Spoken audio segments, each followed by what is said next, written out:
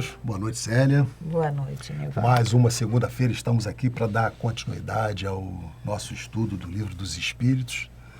Esse estudo que nos motiva a cada semana, né, Célia, de estarmos aqui para discutirmos, conversarmos com vocês sobre esses assuntos que vêm completando a gente, né?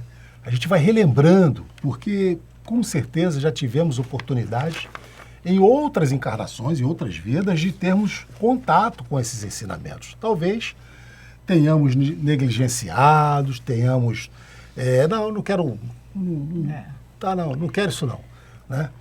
Mas agora estamos aí envolvidos, né? Graças a Deus, com essa oportunidade de estudarmos mais a miúde. Não só envolvidos, mas empenhados. Empenhados, né? Em aprender. Talvez mais que vocês, né? Estamos aqui empenhados em aprender e colocar em prática. Porque a gente vai entendendo, né? À medida que a gente vai assim, Célia, compreendendo essa filosofia, essa doutrina espírita, né? Porque a gente sabe que pessoas falam, mas não é religião? Nós temos uma doutrina que é calcada num tripé que você disse, que eu acho até que é um triângulo, mas pode ser um tripé também, né? Que é a ciência, a filosofia e a doutrina, a própria religião. A própria religião. Então são esses três lados desse triângulo que se fecham. Por que ciência? Porque foi como a doutrina veio para nós. Ela é fundada numa ciência. Como ciência, né? Basicamente o magnetismo. No magnetismo, quando Kardec começa a codificar, descobriu esse mundo paralelo, esse mundo real dos espíritos, essa energia.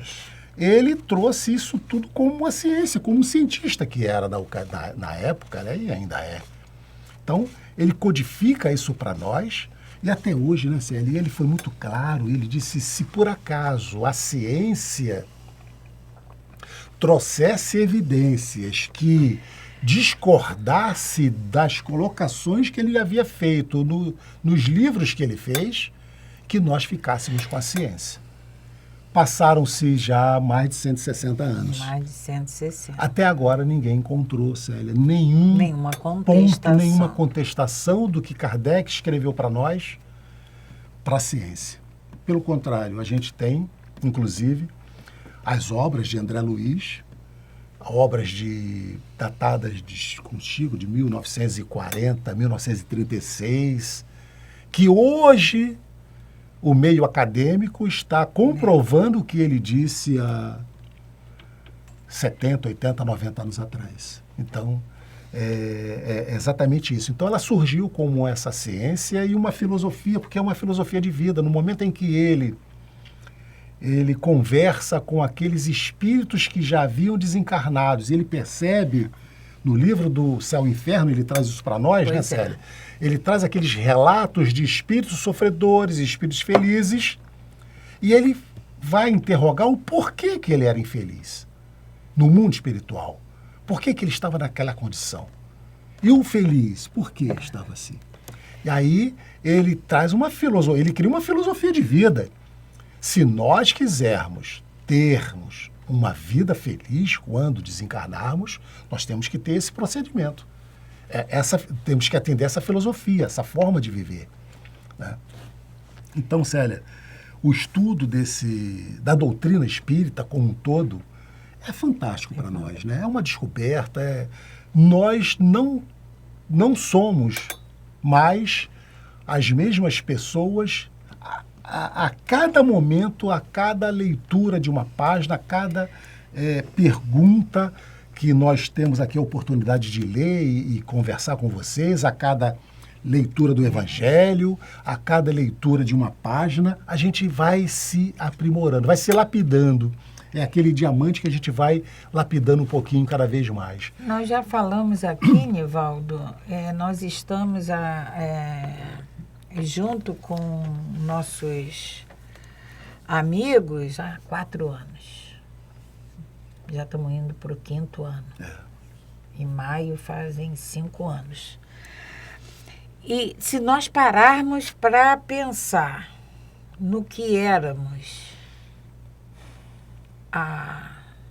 ano passado, como agíamos ano passado, nem digo há 4 anos atrás, 10 anos não. atrás, né? Se nós pararmos para pensar o que fazíamos ano passado e que não fazemos mais esse ano, a gente vai perceber uma mudança extraordinária. Uma grande diferença. Imagine o tempo que Nivaldo falou, há 10 anos atrás, há 100 anos atrás, na nossa outra encarnação. Né? O que não fizemos, o que fazíamos em encarnações passadas, né? Então, e que hoje nós olhamos determinadas situações, determinados acontecimentos que nos causam...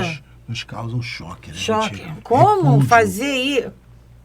Mas nós já... No passado já praticamos. Estivemos lá, com certeza. Com certeza. Né?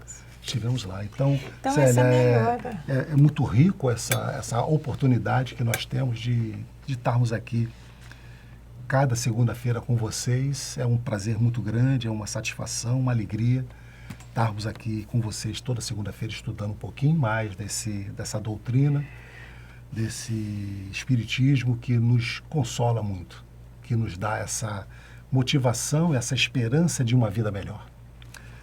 Graças a Deus. Então vamos fazer a nossa prece, sempre agradecendo a Deus, agradecendo a Jesus, pedindo a esse Pai amado que nos dê esse entendimento necessário, essa coragem, essa força para que a gente possa estar sempre monitorando as nossas vidas, os nossos pensamentos, os nossos relacionamentos com os nossos irmãos de caminhadas, familiares, os filhos, os amigos de casa espírita, que a gente possa estar podendo sempre entender que há necessidade dessa transformação, desse entendimento, para avançarmos um pouquinho mais a cada dia e termos essa esperança de estarmos em condições melhores quando retornarmos, porque vamos retornar ao plano espiritual, e podermos encarar de frente todos aqueles que conviveram conosco e aqueles que estão a nos aguardar,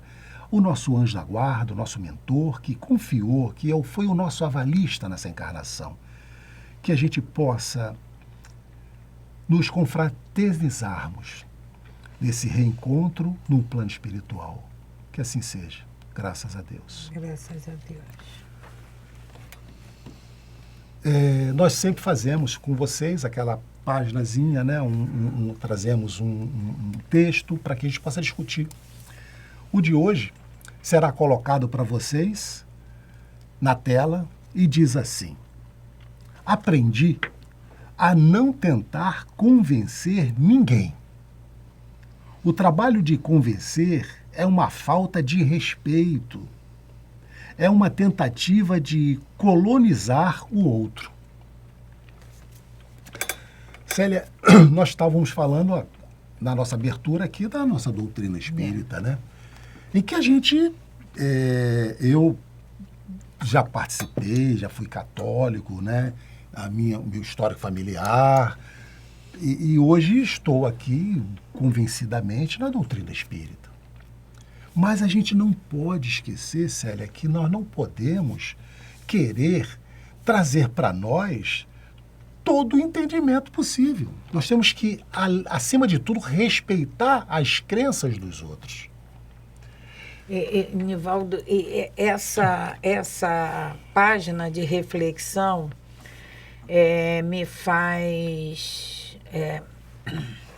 me leva a situações em que eu vivo de colegas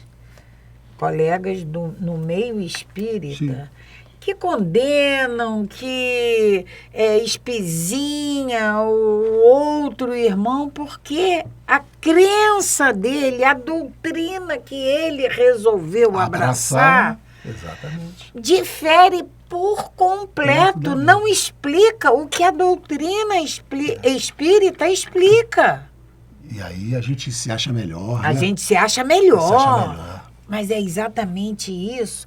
Essa mensagem é de José Saramago. E é esse respeito que nós temos que ter sempre. Não é o momento daquele irmão estar ali. Ah, mas ele está recebendo, ele diz, como eu escuto, ele diz que nós somos os únicos habitantes desse universo. Mas é o momento dele, é o entendimento ainda de acreditar nisso. Dele. Sabe, Célia, tem uma palavra, né, que a gente que traz exatamente o proselitismo. É nós queremos convencer o outro de que a nossa crença é a verdadeira e é a única correta. Isso é proselitismo. Cada um está no seu tempo, como a Célia falou. Cada um está no seu tempo. Nós não temos que nos preocupar em convencer ninguém. Nivaldo, Jesus, quando mandou os apóstolos, ele falou assim, não vá aos gentios. Não vá aos gentios. Por quê? Porque eles não estavam preparados ainda para receber os ensinamentos de Jesus. Não é porque ele... Não, deixa eles de lado. Minha palavra não vai chegar a eles. Não é isso. E naquele momento, não podia. Nós encontramos colegas espíritas que querem convencer o evangélico de que a crença espírita é a melhor do mundo. Não adianta. Nivaldo, vamos imaginar uma criança, vamos ensinar raiz quadrada a uma criança de 3 anos. Não vai dar. Não vai dar. A cognição dela, o entendimento dela não é compatível com a mensagem que a gente está querendo passar para ela. Então, a gente respeita aquela criança, a gente respeita aquela faixa etária dela, aquele desenvolvimento mental que ela tem. Por que a gente não respeita ao nosso irmão que tem, para ele, naquele momento, é aquilo que ele pode, é aquilo que ele necessita. Célia, até porque os nossos irmãos evangélicos da doutrina romana acham que a deles é que é certa. É certo. E eles é que vão querer nos convencer.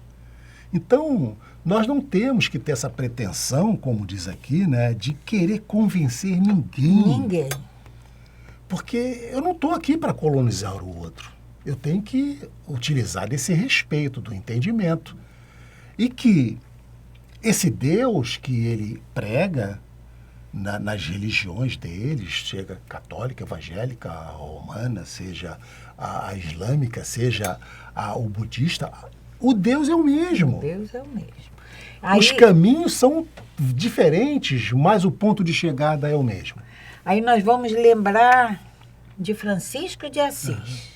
Ele disse, ide, eu acho que foi Francisco. Ide e pregai. Ide e pregai. Se necessário, use a palavra. Mas ide, como que eu vou pregar sem usar a palavra? Pelo seu exemplo, pelo seu comportamento. Essa fala é muito profunda, né, Célia? Ide e pregai. Se necessário, use a palavra. Use a palavra. Então é a gente fazer com atos, fazer com que a pessoa te identifique, não pelo que você falou, mas pelo que você faz. Pelo que você faz. A doutrina espírita já nos deu um embasamento vastíssimo. Pode ter dado. Mas então, vamos colocar isso em prática. Ao invés de ficar tentando convencer o nosso irmão de que a reencarnação, de que a vida futura... E Célia, exatamente, já falamos isso, né? Aqui a gente não precisa decorar as questões. Não precisa. Não precisa decorar o que diz a questão 738, a questão 942, a questão 919, a questão... Não interessa. O importante aqui é a gente trazer esse conjunto de informações, fazer com que transformemos as nossas atitudes. Isso é que é o importante. Você passou a agir diferente. Né? Você já não pratica mais aquilo que você praticava antes. Né? Eu não preciso decorar, eu não preciso convencer ninguém que existe vida após a morte, nem que... Não preciso. Né? O teu exemplo vai falar mais alto que a tua voz. Então é muito importante isso, essa reflexão para a nossa semana. A gente não tem que convencer ninguém. Nós é que temos que nos convencer que temos que nos melhorar diariamente. O trabalho é nosso. Bom, então nós vamos, voltando aqui ao nosso estudo, nós vamos entrar num tópico muito, muito importante. Sério e muito importante. Desgosto da vida e suicídio. Eu tenho... Até porque, né, Célia, nós estávamos conversando ainda um pouco antes do iniciar aqui as gravações sobre os números hoje no mundo de casos de suicídio e no Brasil. São números alarmantes, não vamos aqui abordar, mas são números alarmantes, né? Eu gosto muito de quando eu faço a prece, eu gosto muito de agradecer a Deus nosso Pai, pelo dom da vida. Porque isso é um dom. Isso é a manifestação na prática da misericórdia dele por todos nós. E se nós tivéssemos ideia do que seja um planejamento reencarnatório... Perfeitamente, é bom tocar nesse assunto que a gente não tem noção. Nós não teríamos sequer o pensamento de exterminar, de abreviar uma passagem terrena. Porque muitos de nós, Célia, imaginamos que a coisa é feita assim. E tem uma mulher grávida ali, pega esse espírito, bota ali. Ali, outra. Não é assim. É muito mais profundo, leva-se centenas de anos, décadas, e às vezes centenas de anos. A doutrina espírita nos diz que para esse planejamento reencarnatório, para juntar, para reunir no mesmo seio familiar todos que precisam se reajustar, se reequilibrar, pode levar séculos. E a gente acha que exterminar, abreviar a passagem aqui é assim, pá, não é. Precisa, as consequências, a gente precisa ter clareza de que são muito sérias. Então, é esse tópico, desgosto da vida e suicídio. E aí, começa na questão 943. E Kardec pergunta: de onde nasce o desgosto da vida que, sem motivo plausíveis, sem motivos aparentes, se apodera de certos indivíduos? De onde nasce esse desgosto da vida? Porque quando a gente é bebezinho, não existe isso. E aí chega a uma determinada idade, muitos casos já na adolescência, esse desgosto se manifesta. E de onde vem? Kardec quer saber da espiritualidade, de onde vem isso? De onde vem isso, E eles nos respondem: efeito da ociosidade. Aí vamos lá procurar o que é ociosidade. O que é ficarmos ociosos? Da falta de fé. Aí entra a crença. Aí entra a nossa religiosidade. Essa falta de fé, né, Célia? A falta de fé é a falta do entendimento desse Deus maior, dessa energia, é a falta do entendimento da vida futura. E aí... Essa desesperança. Mas essa vida futura vai nos levar à doutrina espírita. Sim. Mas qualquer outra ramo religioso.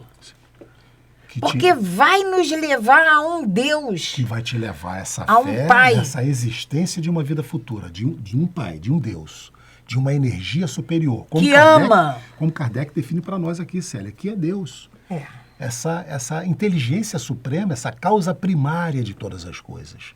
Então, se não for na nossa doutrina, que seja na doutrina qualquer, mas é necessário que haja uma fé, um entendimento de uma vida futura de um Deus superior. E aí, a espiritualidade, eles, voltando à resposta no início da resposta dos espíritos, efeito da ociosidade, da falta de fé e também da saciedade. Saciedade. Frequentemente, inclusive aqui no meu livro, ele diz, frequentemente da saciedade.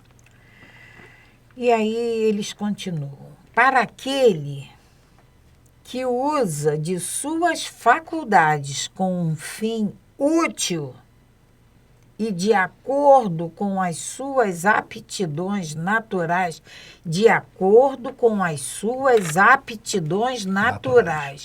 Todos nós temos alguma aptidão natural.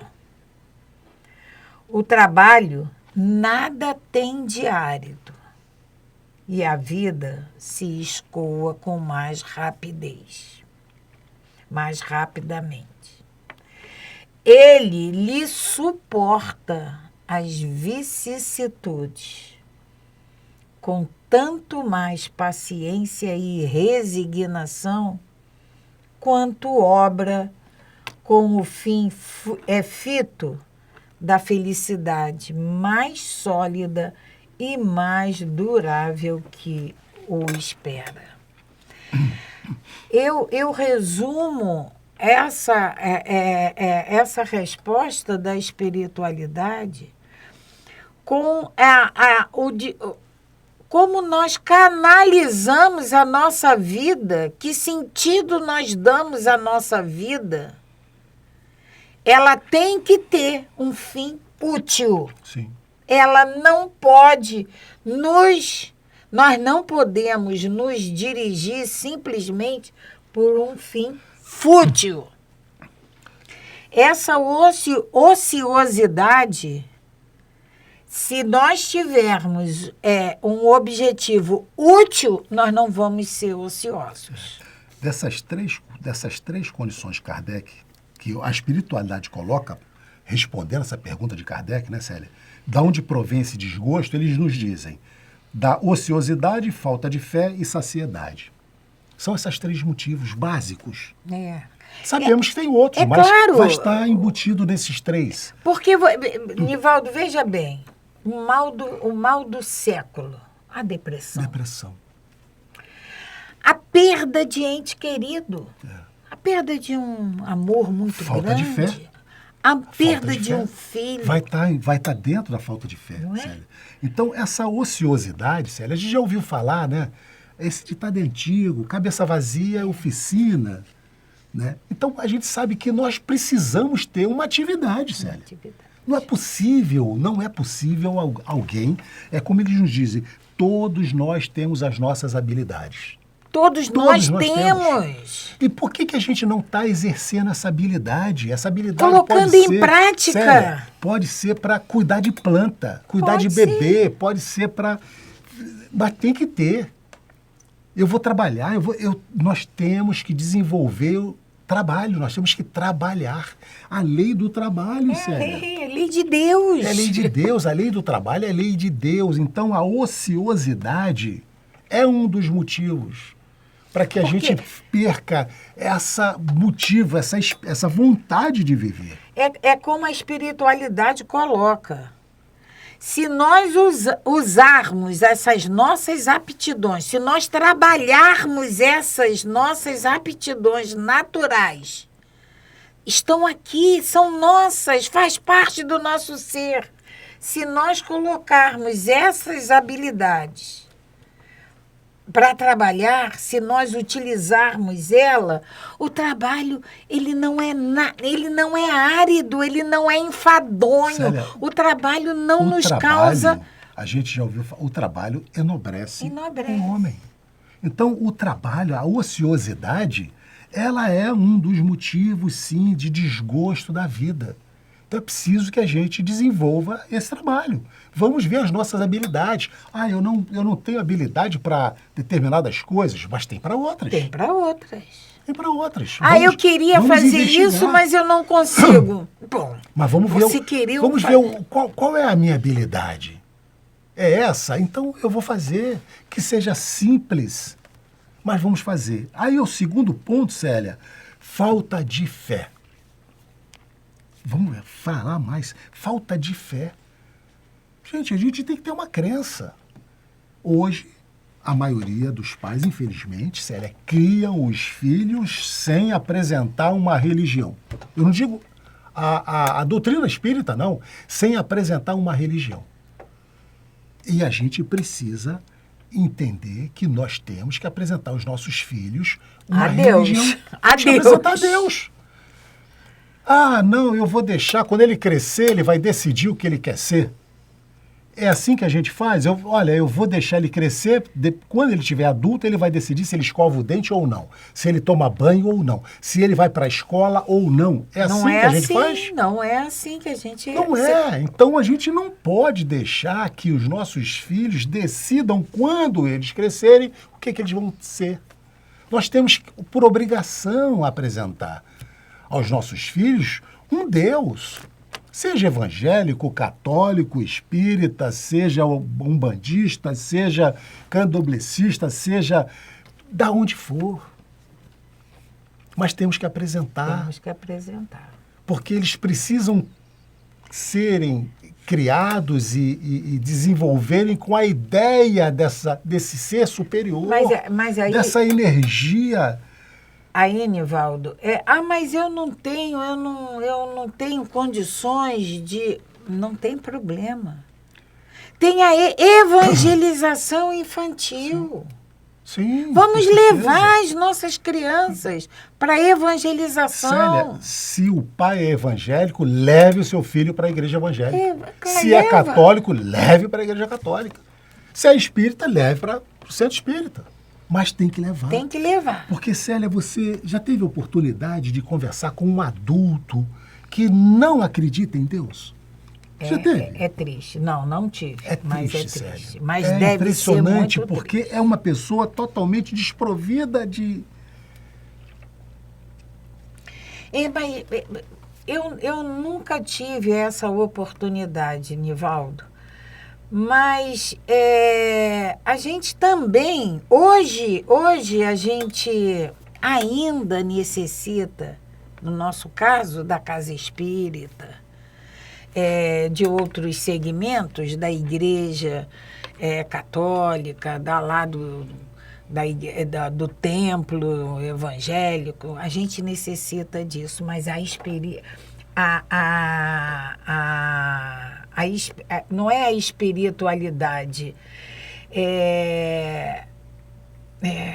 a religião, ela está dentro de nós. Todos nós acreditamos num Pai maior, num centro emanador de todas as energias. Todas as crenças, elas nos dizem isso. Então, nós não precisamos ser espíritas, evangélicos, católicos. A nossa ligação com o nosso Pai, ela é uma coisa natural. Faz parte dessa aptidão natural. Sim. Essa espiritualidade. Porque nós somos espíritos. Seja católico, seja protestante, somos espíritos. E essa espiritualidade, ela é inerente a nós. E aí, Célia, eles colocam, então, primeiro, ociosidade. Temos que trabalhar a falta de fé e, frequentemente, a saciedade. Essa saciedade, a gente pode apresentar pelos dois extremos. Aquele indivíduo que já tem tudo que desejou na vida. E aí? Tudo.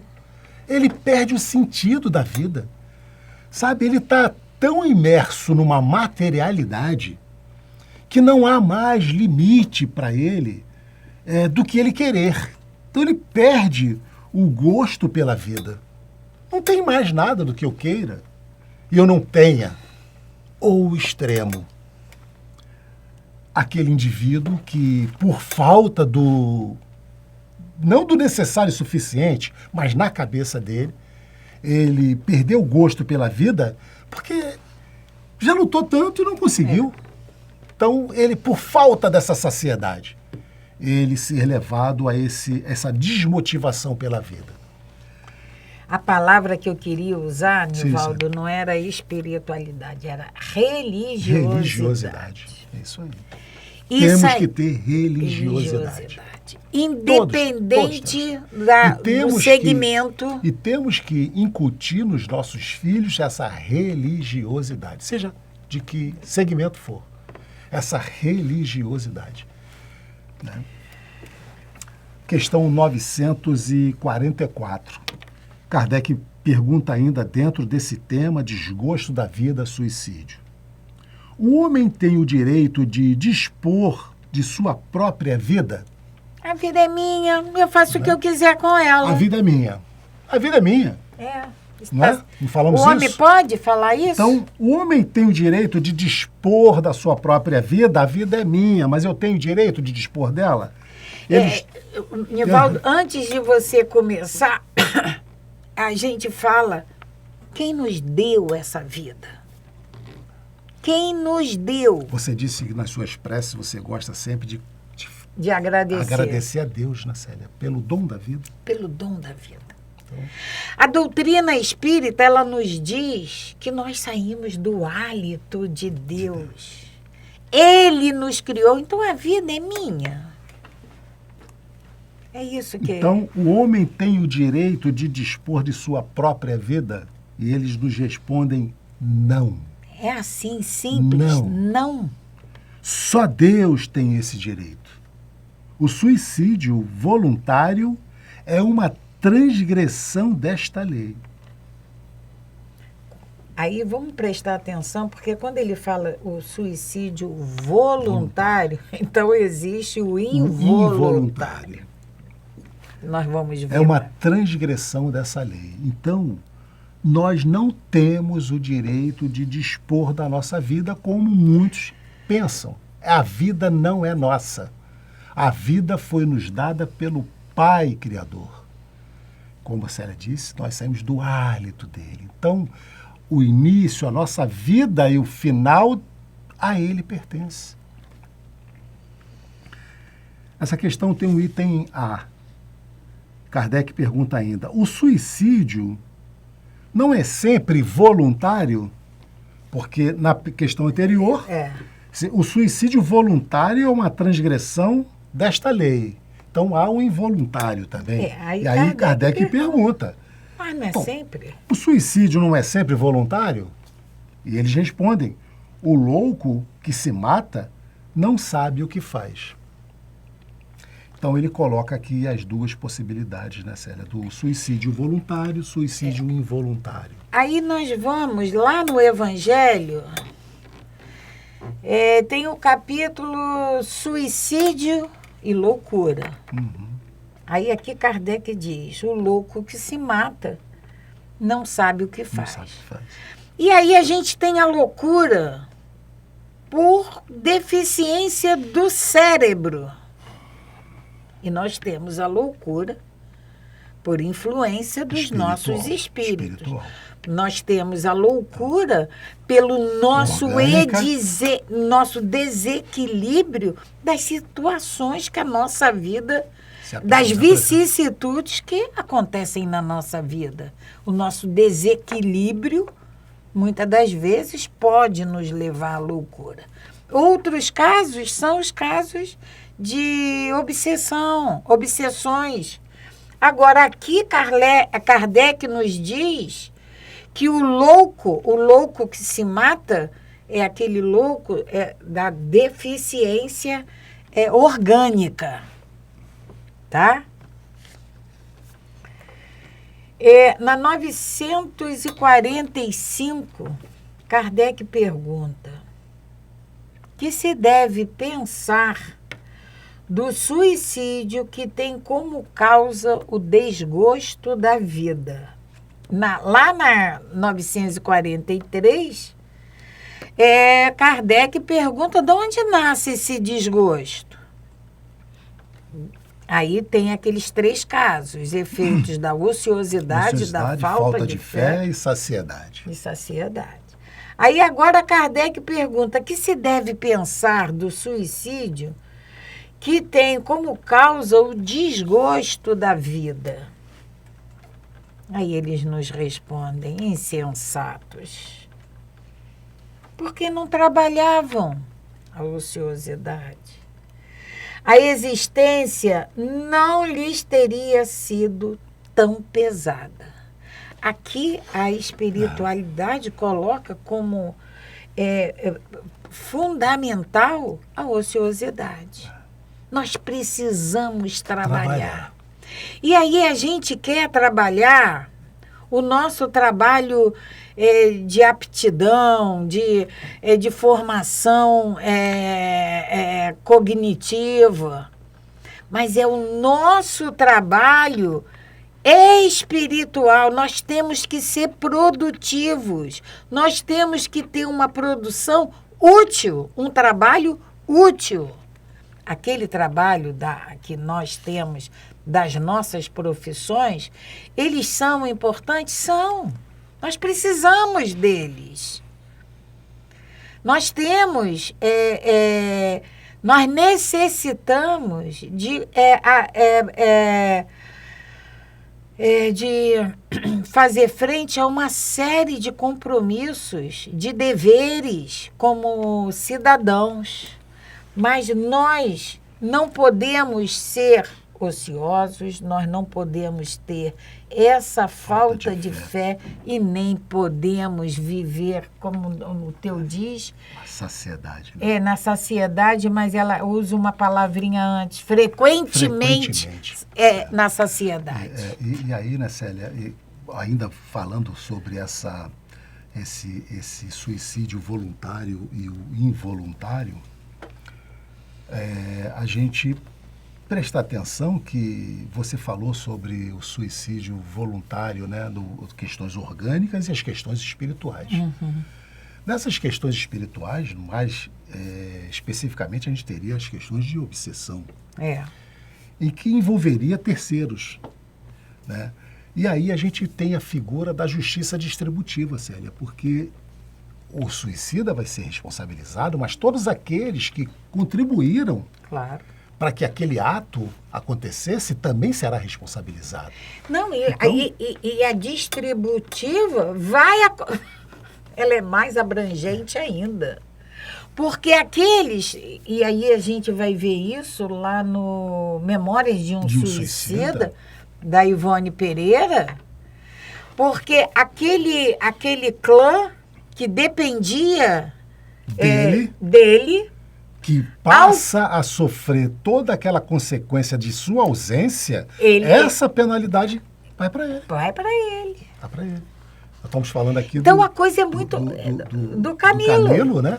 Que ele se suicida e deixa a família numa situação de penúria. Tem Todas o desdobramento, as consequências do que acontece com os filhos, esposa, ele vai ter que responder por isso, porque foi por ele ter abandonado às suas atividades, Isso. através do suicídio, que a família, ele abandona a família nesse caos. Se alguém...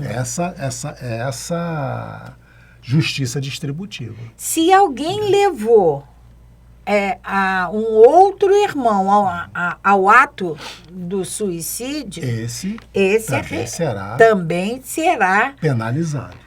Agora, esse que cometeu o ato, ele vai ser responsabilizado por todas as consequências que acontecerem. Você comentou, até antes da gente fazer esse estudo, fez um comparativo, né, de uma fala... do Cândido? Do Cândido. É no livro Memórias de um Suicida. O que era o Vale do Suicida com o Vale dos Leprosos. Seria interessante, porque, Célia, é de arrepiar. Porque a gente acha que o suicídio não é. Esse atentado contra essa lei divina é muito severo. É o pior ato que a gente possa praticar dentro do que a gente chama de pecado. No livro Memórias de um Suicida, aí tem o Camilo Cândido Botelho, que foi um escritor português que deixa a vida por suicídio e ele retorna para trazer a experiência dele através da médium brasileira Ivone Pereira do Amaral. Ele comete o suicídio porque ele fica cego. Ele já um escritor com uma certa idade avançada, um prestígio muito grande em Portugal, mas ele fica cego e ele não aceita a cegueira, embora tivesse toda a mordomia, todo o conforto, ele sai da vida disparando uma arma de fogo contra a cabeça. E aí ele dá um depoimento que ele diz que no Vale dos Leprosos, que lá da época de Jesus, que Maria Madalena... Os leprosos naquela época, né, Célia, eles eram tirados da cidade, eram excluídos da cidade, eles viviam num leprosário. E aí Camilo, ele conta que lá no Vale dos Leprosos, aquilo ali era o paraíso. Para ele que estava lá no Vale dos Suicidas, porque ali existia fraternidade, existia amor. No Vale dos Leprosos. Eles viam a luz do sol, eles tinham o companheiro do lado, solidário ao outro, né? Coisa que não existia no Vale dos Suicidas, não. Quem viu o filme Nosso Lar, né, Célia? Ou leu o livro, um pouquinho... André Luiz narra exatamente como é esse vale, esse umbral, esse Vale dos Leprosos, em que eles são atacados, eles se atacam, se agridem. E Camilo, ele conta que ninguém, nenhum espírito... mesmo desencarnado, é capaz de dizer do sofrimento que existe no Vale dos Suicidas. Somente quem passou por pode dizer, pode dar o depoimento. Célia, no início do relato do Camilo Botelho, no livro da Ivone, ele, após desferir o tiro, ele relata exatamente que ele continua sentindo tudo que ele sentia antes e acrescido da dor, do sentimento do sangue escorrendo, de todo aquele sofrimento que ele passa a vivenciar, mas agora agravado pelo ato que ele cometeu. E aí, Nivaldo, no Evangelho, sim. Jesus não, o Espírito, no Cristo Consolador, no capítulo 6, no Cristo Consolador, no item 5, sim. O Espírito da Verdade diz assim: meu Pai não quer aniquilar a raça humana, quer que, ajudando-vos uns aos outros, mortos e vivos, isto é, mortos segundo a carne, porquanto a morte não existe, vos socorrais mutuamente, e que se faça ouvir não mais a voz dos profetas e dos apóstolos, mas a dos que já não vivem na terra a clamar. E aí nós temos lá no céu e inferno esses relatos, aonde eles nos dizem do sofrimento que é. E ainda assim, o suicídio está aí. Ainda temos números, como nós falamos inicialmente, alarmantes no mundo e no Brasil. Talvez, Célia, talvez não, né? Como eles nos dizem aqui, a ociosidade, principalmente a falta de fé, a falta desse entendimento, dessa compreensão de uma vida futura, de que somos espíritos e dessa saciedade. Então, que a gente possa, né, Célia, realmente, nessa noite de hoje, fazer as nossas preces finais, envolvendo esses irmãos.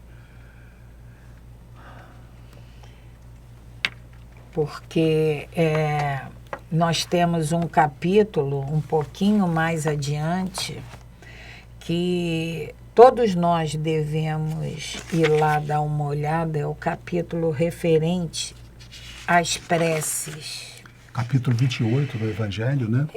A prece. O capítulo começa na questão 658, prece. E nós precisamos, sim, orar por todos eles. O sofrimento é muito grande. Só quem sofre é capaz de vislumbrar a vontade que tem desse sofrimento de término. Então, vamos agradecer a Deus nosso Pai, agradecer ao Mestre Jesus e pedir ao Mestre, a nossa Mãe Maria, que tem a colônia Maria de Nazaré, que abriga, que acolhe os irmãos que já se encontram em condições de receberem esse socorro. Que a tua luz, Mãe, envolva todos esses irmãos que abreviaram a sua passagem aqui no nosso orbe. Que assim seja. Graças a Deus. Paz e bem, paz e luz. Paz, muita paz.